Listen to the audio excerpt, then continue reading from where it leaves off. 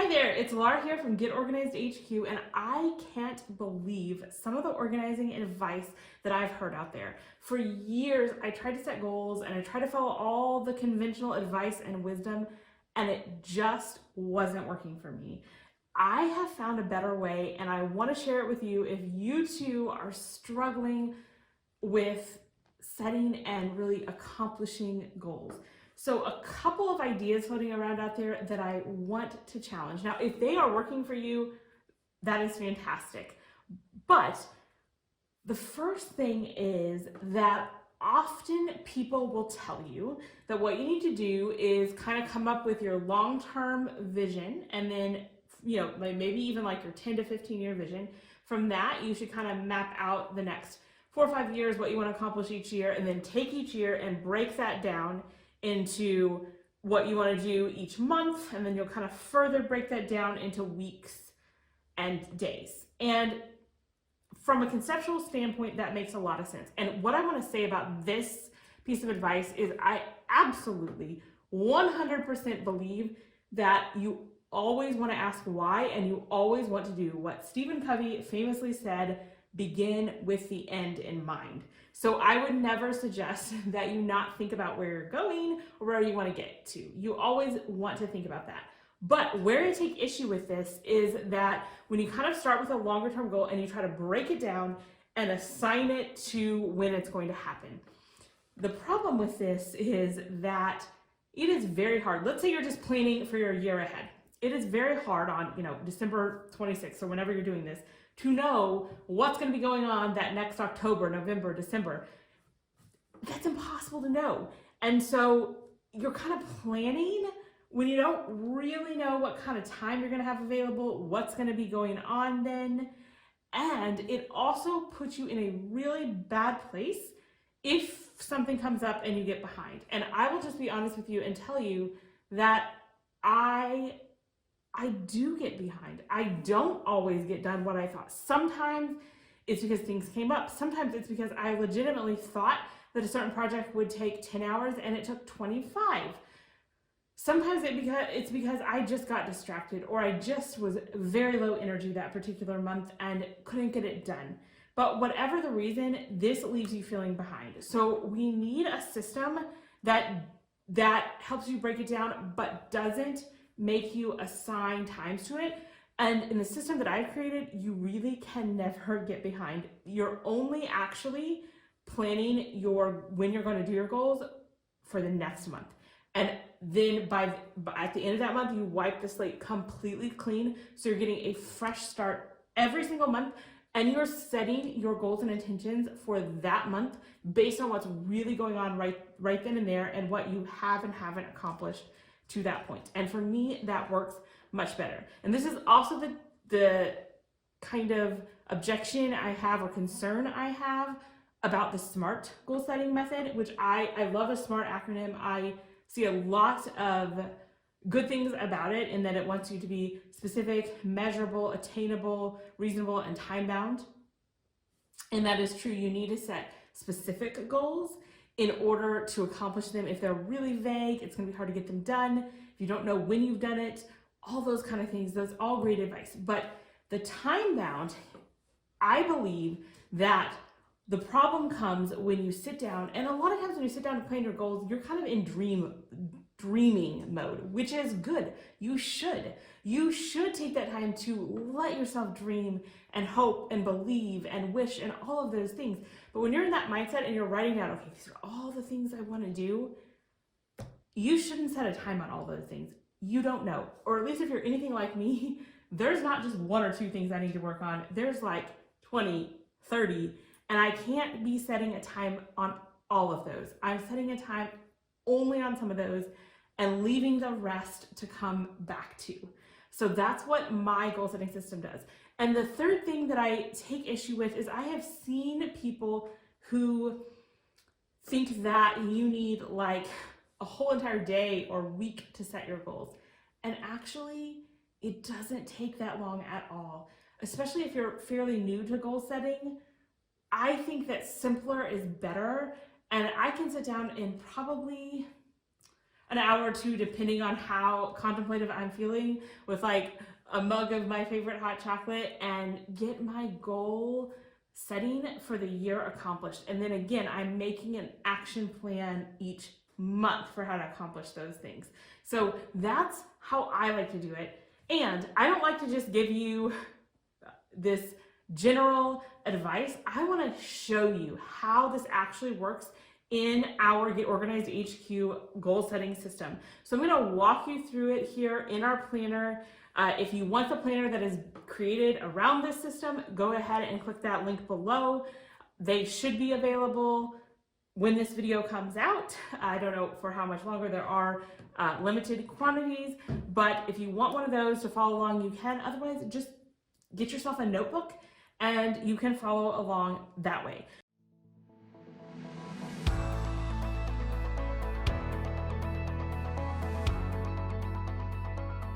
So the first thing I like to do when I am sitting down to set my goals is just fill out the About Me page. This just kind of gets me in a mindset and gets me ready to really be thinking about goal setting and those types of things. So that's the first thing that I fill out, just simple questions like my favorite color, people I'm close to, what I like to do in my downtime, my top 3 talents, those kind of things. And there's some check boxes, which I personally love. I think that's so much easier than having to think of something just out of thin air.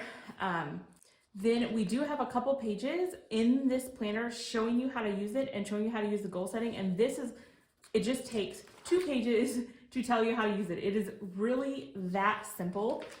So the way that we do this is we divide our areas of focus into 6 areas. So, and they're color coded because who doesn't love color coding? I know I do. So for this particular year, my first focus area was on cleaning and organization. My second one was on finances. And okay, this is really cool. So with every single planner, bound into the back are 4 pages of stickers. And who doesn't love stickers? I just think they make it so much more fun. And the last couple pages go along with this goal setting workbook in the beginning. So I just grabbed a sticker out of there, and that is how I filled this out. So it gives you some ideas, but you can totally write in your own if you would like to focus on something else. So if I were setting up this 3rd focus area for myself, all I would need to do would be put this sticker on there. And then now my 3rd focus area for the year is friendships. Now, I also want to say there's absolutely no rule that says you have to fill out all 6. Maybe you just only have 3 or 4 that you want to focus on that year. That is totally fine. I would caution against the temptation to have much more than that. I think that gets overwhelming fairly quickly if we try to have too many. And then for each focus area, I first rate myself on how I'm doing. So I just circle how I felt like I did that year. Then I like to spend a little bit of time just kind of reflecting on that area rather than just diving in and saying what my goals are. I think this just helps bring so much clarity. So I ask what made me happy in that area, what made me sad. And then next I write out my list of ideas on things I want to work on and things I want to improve. Okay, and then this is probably my favorite question that this workbook asks you. If I could only improve one thing in this area by the end of the year, what would I want it to be? I just think asking that question that way gives me so much clarity on what is really most important in that area.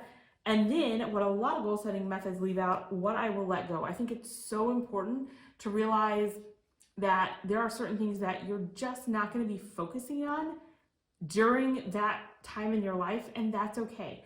You don't need to focus on everything in every season. So just acknowledging that you're letting those things go is so helpful, and then you can get rid of the guilt that comes with not focusing on those particular areas. So that's very simple. That's all you need to do for the prep work for each of these focus areas. And then what you're going to do is take your things to improve and break them down into individual goals. We have a space for 8 goals here, but again, you absolutely don't have to fill them all in at all. If you just have 3 or 4, that's fine. And then this is really, really important to understand, because this is different than I think some systems. When I write something down in here, I am not saying that I would like to get it done this year. So if I'm filling out my 2023 planner, I'm not saying I want to get all these things done in 2023. I'm saying these are just some of the next things that I know I want to focus on next in this area. That's all I'm saying. I'm making no commitment as to when I get them done. That's not coming now. That comes when we make our monthly action plan. So I think that's really important to understand, and that, at least for me, it alleviates a lot of the stress that comes when I'm setting goals. Now I'm just kind of organizing my thoughts and figuring out what it is I want to do next without having the pressure of when I get them done. And as I write each of these things in, I do one more thing. I identify whether they are a project or a habit, and I get to use fun stickers. I always love using stickers. So I take that color and I just remove the sticker. So here is a habit sticker. So if the next thing that I wrote were a habit, I would put it here. And let me explain the difference in a habit and a project and why that even matters. So a project is a one and done. It is something you can complete and check off your list and not worry about it again. So a project would be reorganize my pantry. Like, I don't like how it's organized. I want to completely reorganize it. You do that once and it's done. A habit is something that you don't really finish. It's something that you want to do on an ongoing basis. And so that would be maintain my pantry. Maybe you get annoyed because even when you organize it, it'll only last for like a week. So your habit would be every day checking to make sure that everything is put away before it gets out of control. So that would be a habit. You never really want to stop that. Other habits are like exercise, drinking water, getting enough sleep, the kinds of things that you don't really want to stop. Washing your dishes every day. And then projects, like I said, are one and done. And so once you've identified these, you basically can only work on a couple of habits at a time. And I have other videos where I go more in depth on the importance of habits and the difference in habits and projects. But these are things that you really only want to work on 1 or 2 habits at a time until they really become part of you and you can do almost automatically, perhaps without as much thinking. Then you'll move on to the next habit. Projects, it depends on how long they take. You may be able to accomplish many of them in 1 month. You may only be able to accomplish 1 or 2. So this is what you do with the focus area, and then you're done for your beginning of the year preparation for your goals. And again, you go to the next area. This one for me is finances, and keep going until you have as many focus areas as you want. There is room here for 6 focus areas, and again, they're all color-coded, which I personally love. And I'll go ahead and walk through a quick example with you. So for example, in the finance arena, I rated myself as a 9. What made me happy was being able to save up to buy a better house, getting on board with doing my reconciling of my monthly budget. Those are things that I did well that made me happy in the previous year. Things that made me sad was waiting until the end of the month to categorize. So I was happy that I did it, but I was kind of sad that I didn't do it more as I went. And then doing too much DoorDash. I just felt like that was an extra expense that I wasn't sure was worth it. So that made me sad.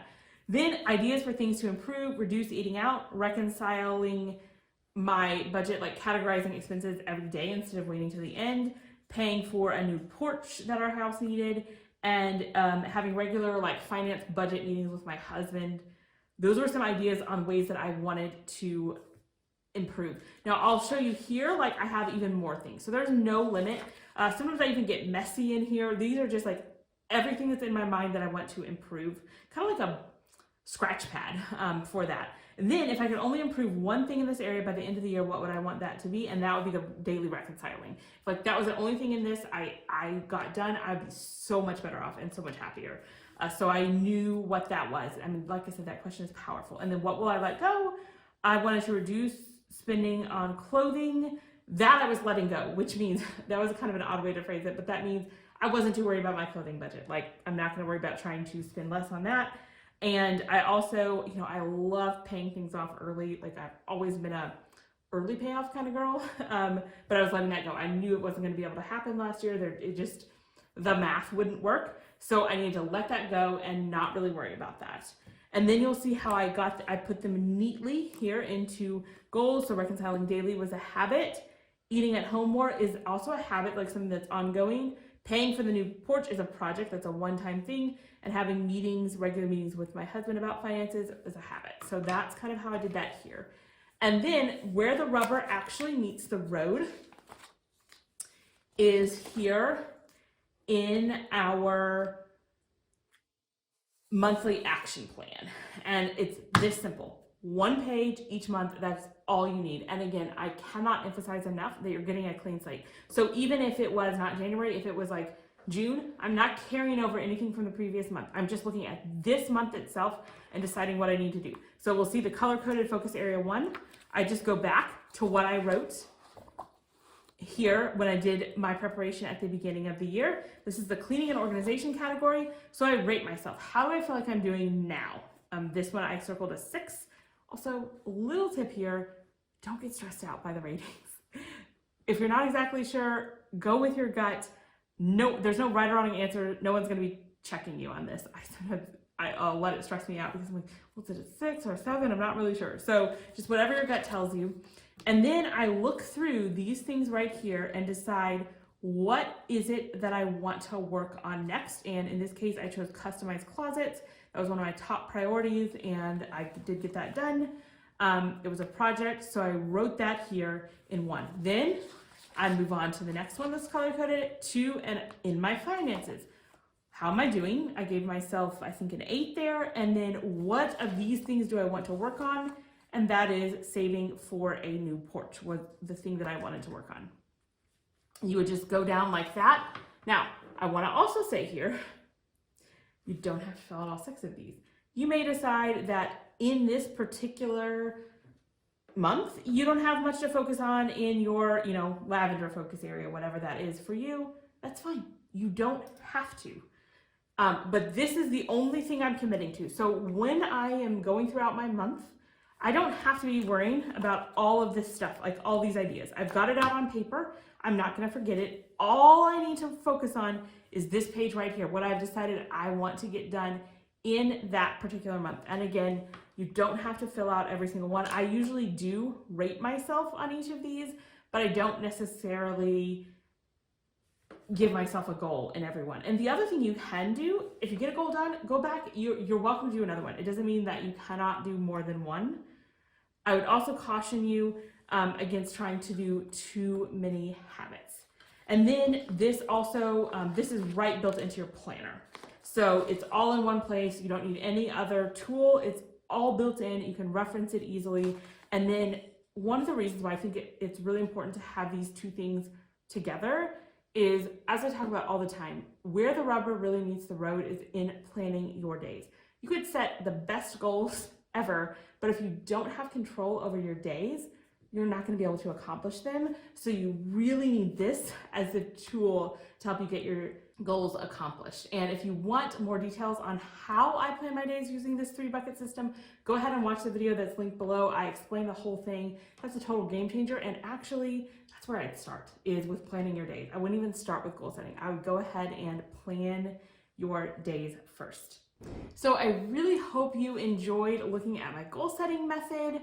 And if traditional goal setting hasn't worked as well for you, I hope you'll consider this and that we can achieve big things together. And don't forget, if you want the tool that was created around this system, go ahead and click the link below to either get your planner or get on the wait list for the next year's planner.